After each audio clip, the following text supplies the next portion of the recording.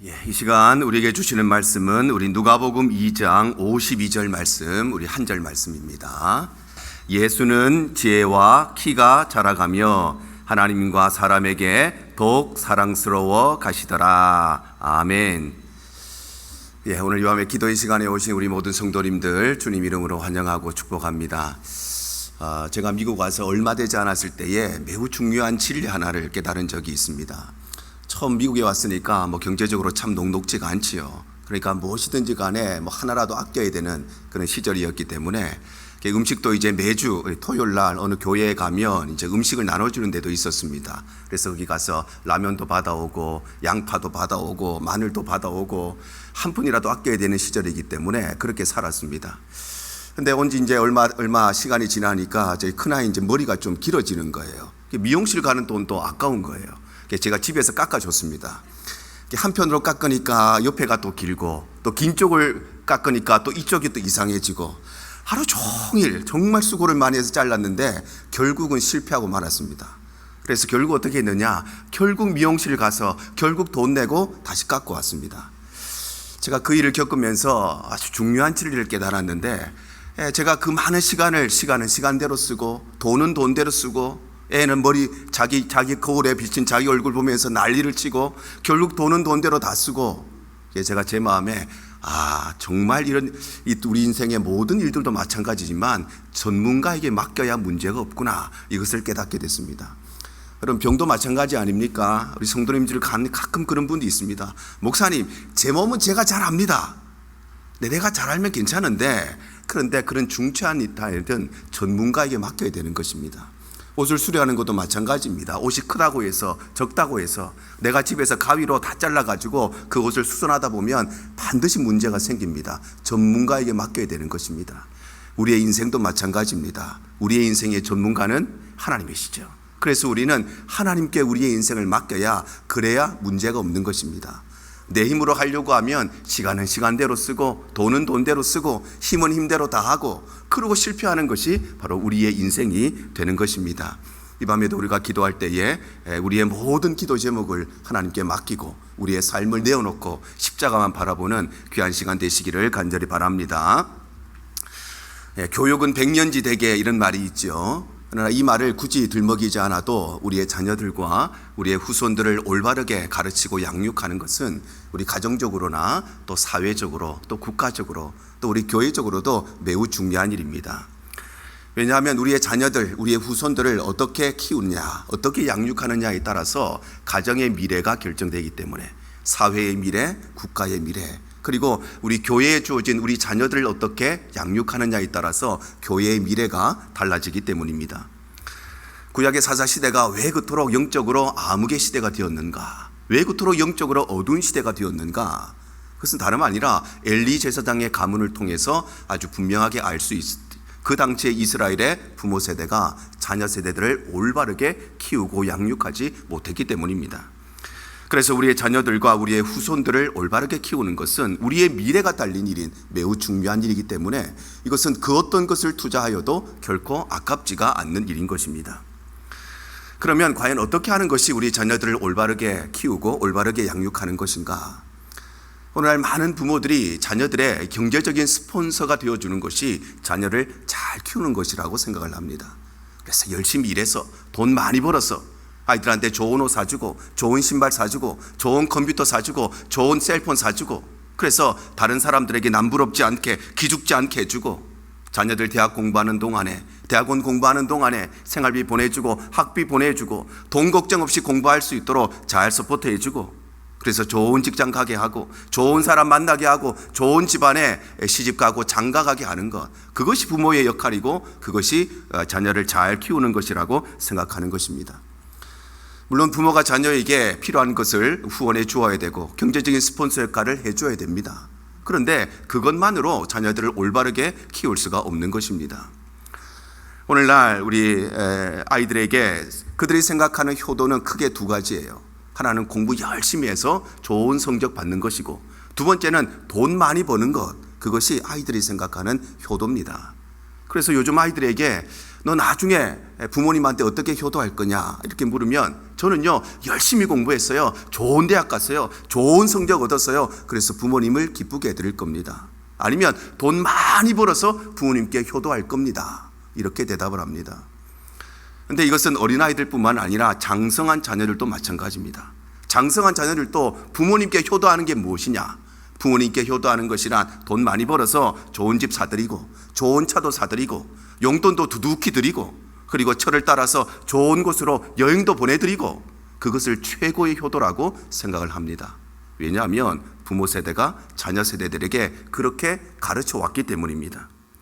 다른 거 다 못해도 공부만 잘하면 기뻐하는 부모님들, 사람 됨됨이가 좀 부족하고 예의 범절이 좀 없어도 성적만 좋으면 다 용서가 되고 다 이해가 되는 부모님들, 심지어는 우리 아이가 신앙생활 똑바로 안 하고 교회 안 나가도 좋은 대학 가고 좋은 직장 가면 잘했다고 칭찬해 주는 부모님들, 말로는 믿음이 제일 좋다고 말하고 말로는 신앙만 있으면 된다고 이야기하지만 내 자녀가 배우자를 데리고 왔는데 믿음도 없고 신앙도 없는데 그런데 좋은 학교 나왔다 그러고 좋은 직장 다닌다 그러고 연봉이 높다고 그러고 부잣집 자식이라고 하면 못 이기는 척 다 수락해 주는 부모님들, 반대로 내 자녀가 배우자를 데리고 왔는데 믿음이 그렇게 좋은데 신앙이 그렇게 좋은데도 학교 별 볼 일 없는 학교 나왔으면 직장이 별로 변변치 않다고 생각되면 그 집안이 별로라고 생각되면 끝까지 반대하는 부모님들, 믿음은 좋다고 이야기하지만 그리고 말로는 신앙만 있으면 다 된다고 이야기하지만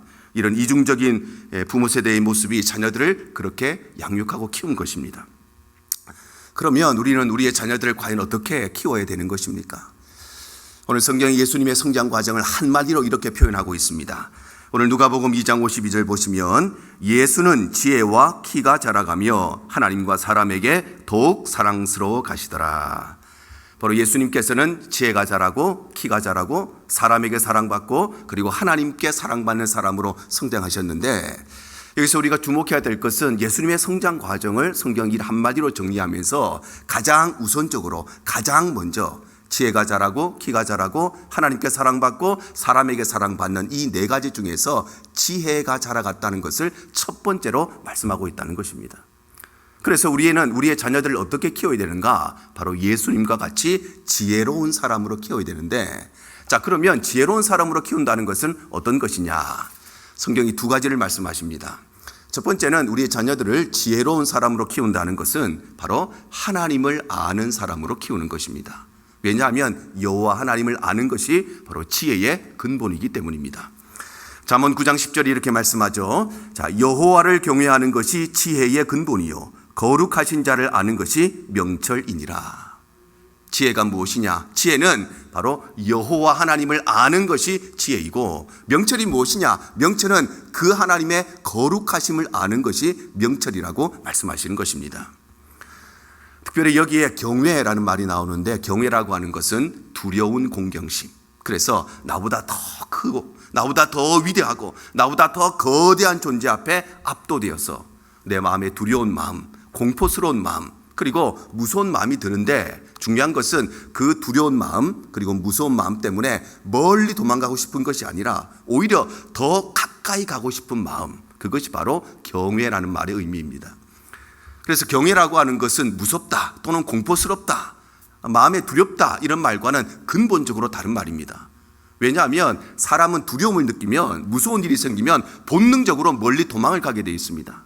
그런데 경외라고 하는 것은 두려운 마음이 생기기는 하는데, 무서운 마음이 있기는 한데 도망가고 싶은 것이 아니라 오히려 정반대로 더 가까이 가고 싶은 것, 그것이 바로 경외이기 때문입니다.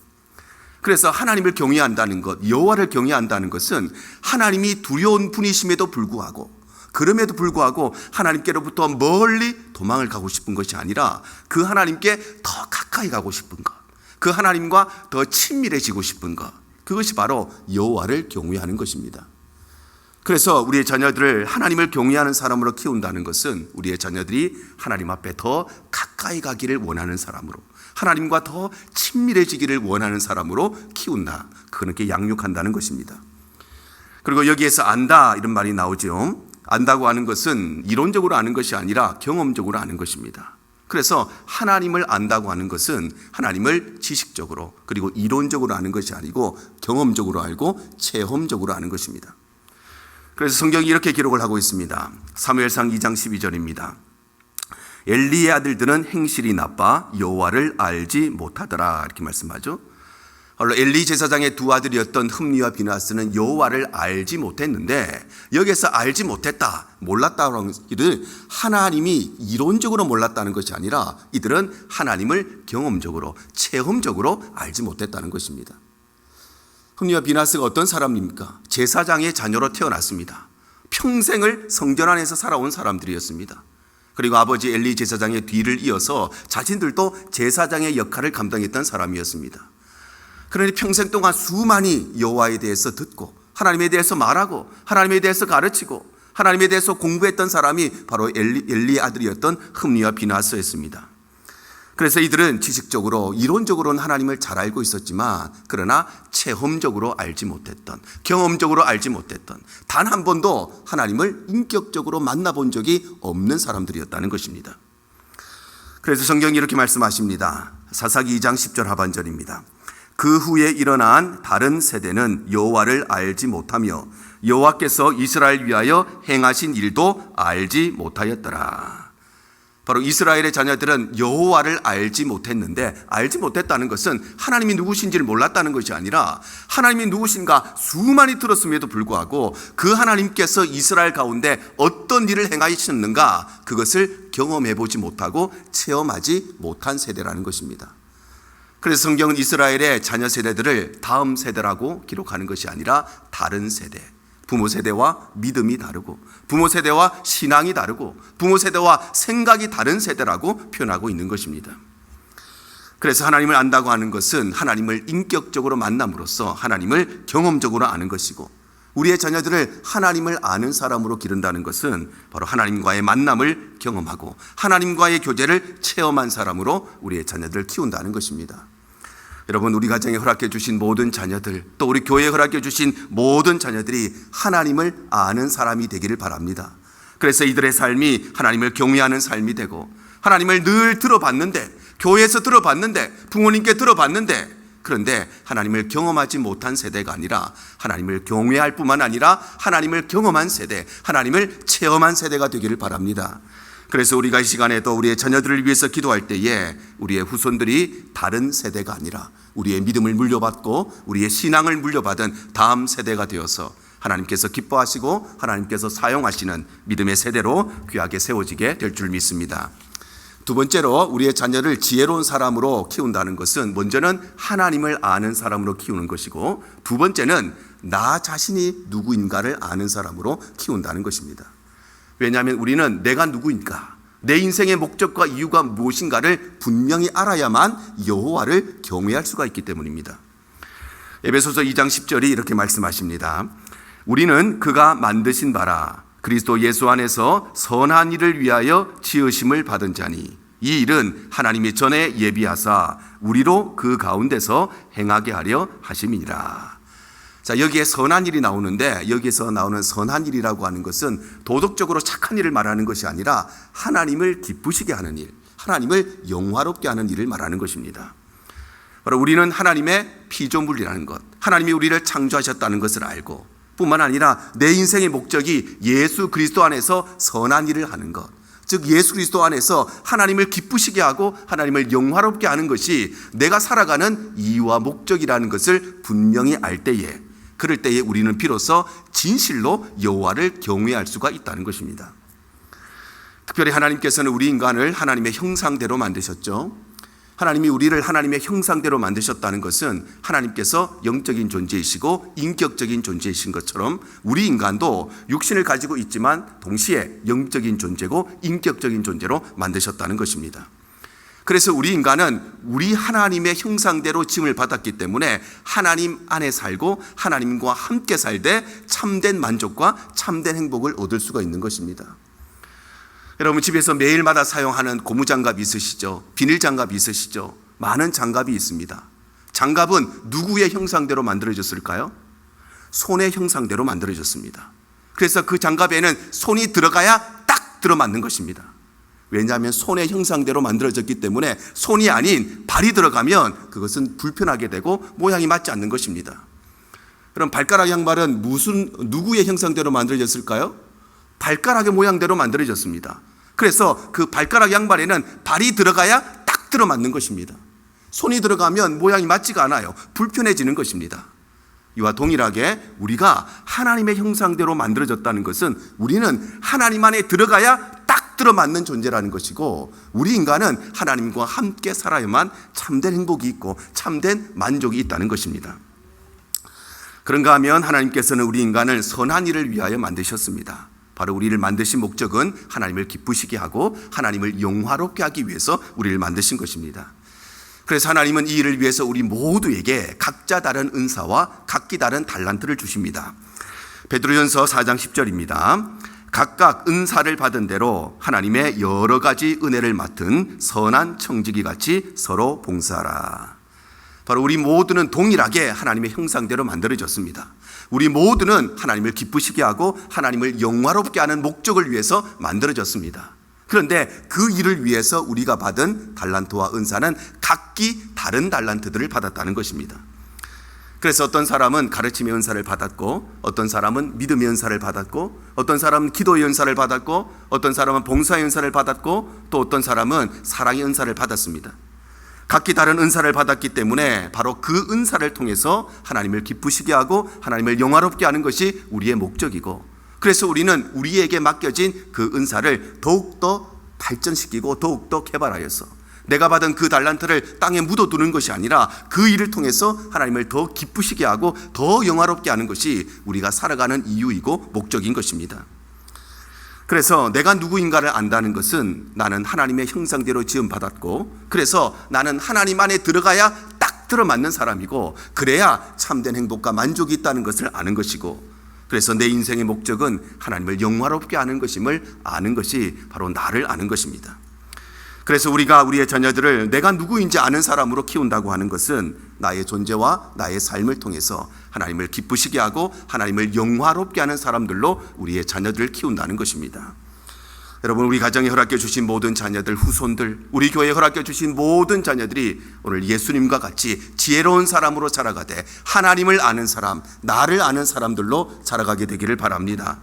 그래서 우리의 삶이, 그리고 이들의 삶이 하나님을 기쁘시게 하고 하나님을 영화롭게 하는 삶의 이유와 목적이 분명하게 그 목적을 이루어 나가는 귀하고 복된 삶이 되기를 바랍니다.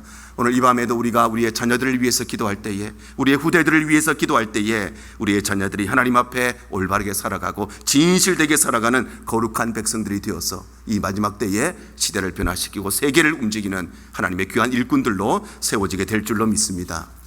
이처럼 우리는 우리의 자녀들을 예수님과 같이 지혜로운 사람으로 키워야 되는데, 지혜로운 사람으로 키운다는 것은 바로 하나님을 아는 사람으로, 그리고 내 인생의 목적과 이유를 아는 사람으로 키운다는 것입니다.